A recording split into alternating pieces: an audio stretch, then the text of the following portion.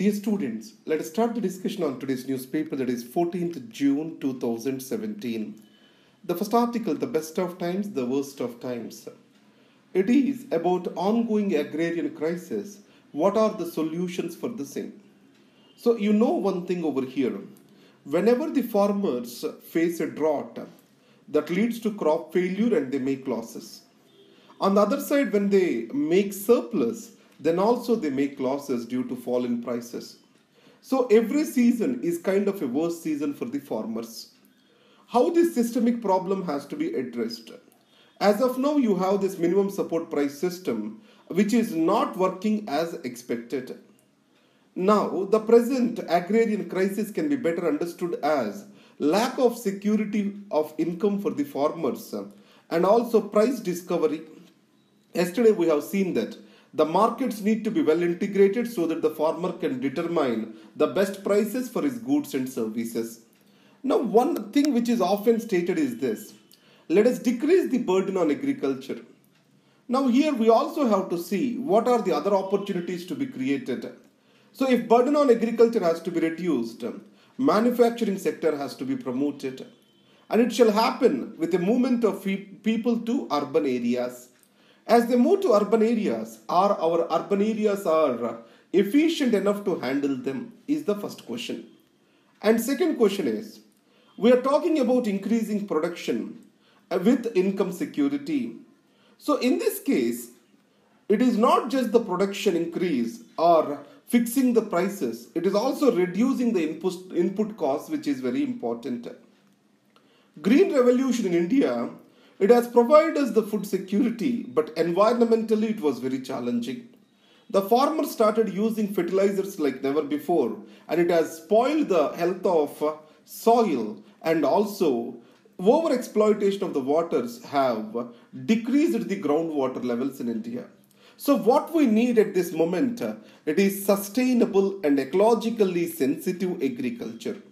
When I say sustainable agriculture, it means we need to have a proper plan to use groundwater and recharging of wells, and added to that, irrigation or surface water need to be judiciously used. And second thing is, the pesticides use has to come down. So in these circumstances, to regulate the use of fertilizers, the government of India has launched the soil health cards. And after that, after Green Revolution, the emphasis was on wheat and rice.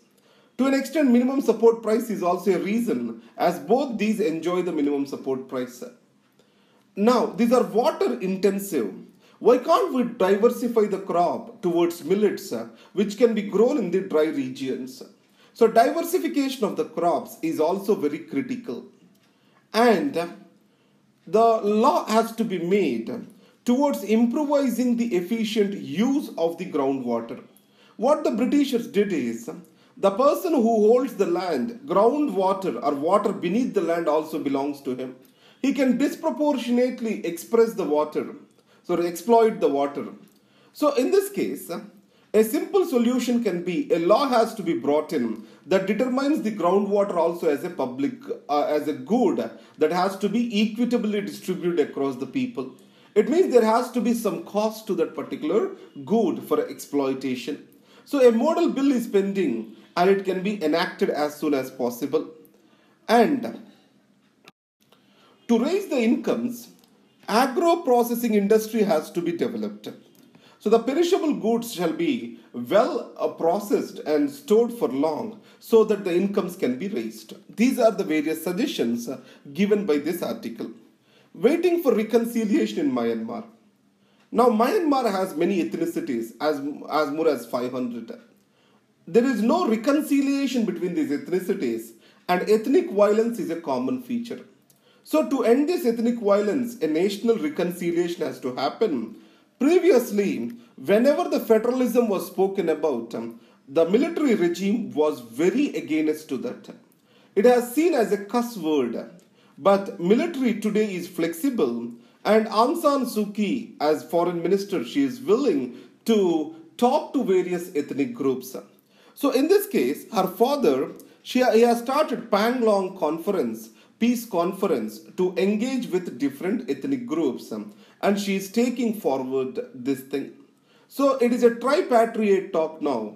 Political parties, government, and also ethnic armed organizations are involved with this. And China is also actively involved for engaging the ethnic groups in finding a solution to Myanmar problem. It's a welcome sign in the case of Myanmar. A shattered peace.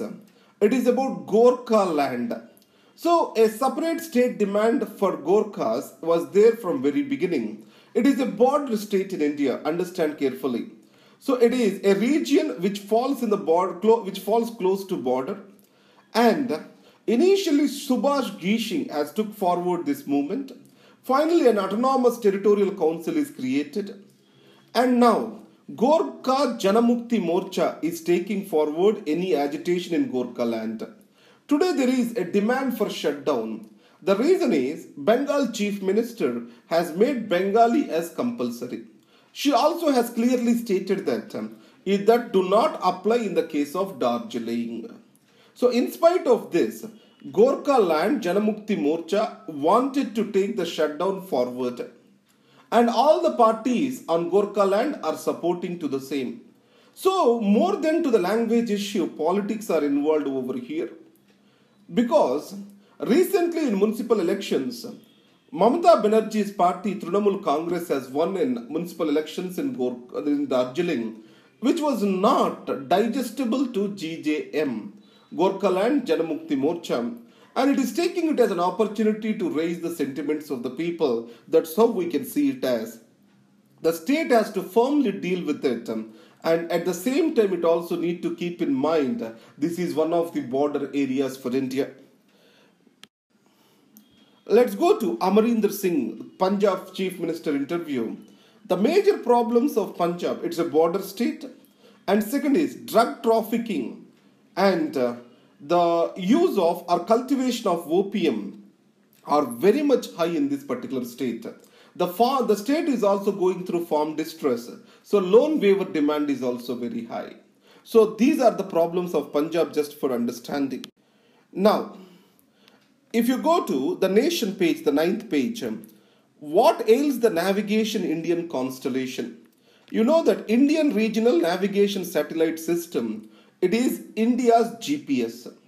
So to provide for accuracy for most critical applications of India, it is launching satellites in the name of Navik.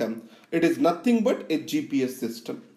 So a GPS need to work, it means accuracy of time, location has to exist.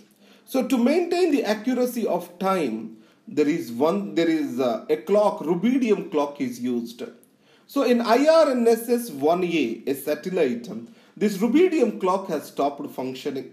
So now, ISRO what it says is, it is going to launch certain spare satellites as part of IRNSS, in that it is going to use the cesium clock, which is going to be more accurate and dependable. Now coming to the news page. So Yechuri calls for annual MSP law, the minimum support price law. As of now, minimum support price is confined only to few crops, and every year there is an agitation to revise it upwards. So what Mr. Yechuri asks for is, MSP has to be related to the input cost to the farmers. Whatever the MSP fixed shall be 1.5 times more than the input cost of the farmers, and all the crops shall have an MSP, and it has to be supported by law by the legislature. That's what is one of the recommendations. Final page, I gave you the notes over here. You can go through it.